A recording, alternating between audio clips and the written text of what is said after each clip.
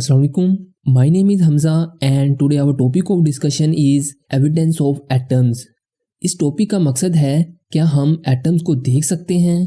First of all एक ordinary आई के साथ हम एटम्स को नहीं देख सकते क्योंकि एटम का साइज बहुत स्मॉल होता है।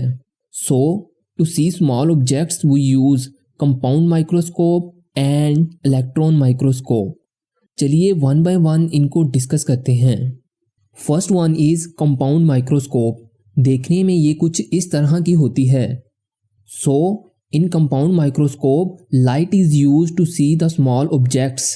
कंपाउंड माइक्रोस्कोप के अंदर हम चीज़ों को देखने के लिए लाइट का यूज़ करते हैं और इसी वजह से हम कंपाउंड माइक्रोस्कोप को लाइट माइक्रोस्कोप भी कहते हैं। The next point is compound microscope is use to see the objects having size up to और अबव 500 नैनोमीटर। कंपाउंड माइक्रोस्कोप से हम 500 नैनोमीटर तक देख सकते हैं।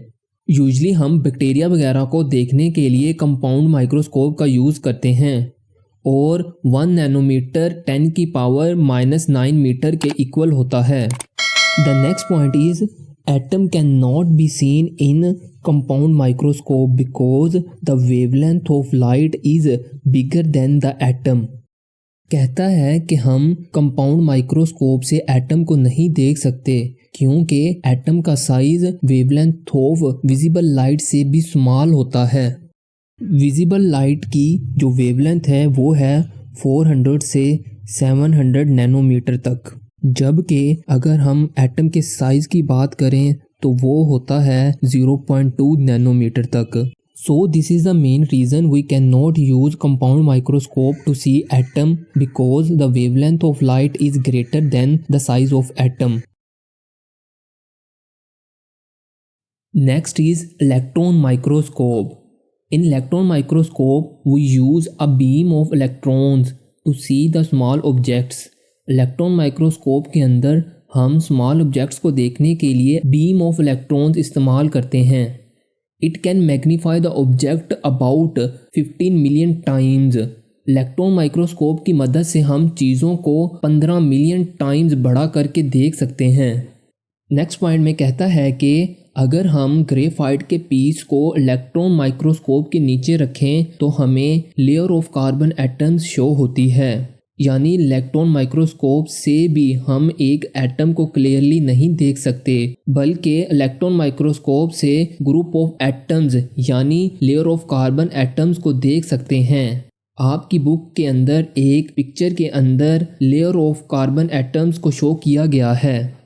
नेक्स्ट जो हमें एटम के बारे में एक्यूरेट इन्फॉर्मेशन मिली वो हमें 20वीं सेंचुरी में एक्सरेज की मदद से मिली। According to X-rays, diameter of the atoms यानी size of the atom is equal to 2 × 10 की पावर -10 मीटर, या इसे आप ऐसे भी लिख सकते हैं 0.2 नैनोमीटर, या आप इसको ऐसे भी बोल सकते हैं 2 angstrom. 1 angstrom is equal to 10 की पावर -10 मीटर। अगर मास ऑफ एटम की बात करें तो वो 10 की पावर -27 टू 10 की पावर -25 kg के दरमियान हो सकता है। और एटॉमिक बॉडीज़ के लिए जो हम स्टैंडर्ड यूनिट यूज़ करते हैं उसे कहते हैं AMU, atomic mass unit. 1 AMU is equal to 1.661 10 की पावर -27 kg।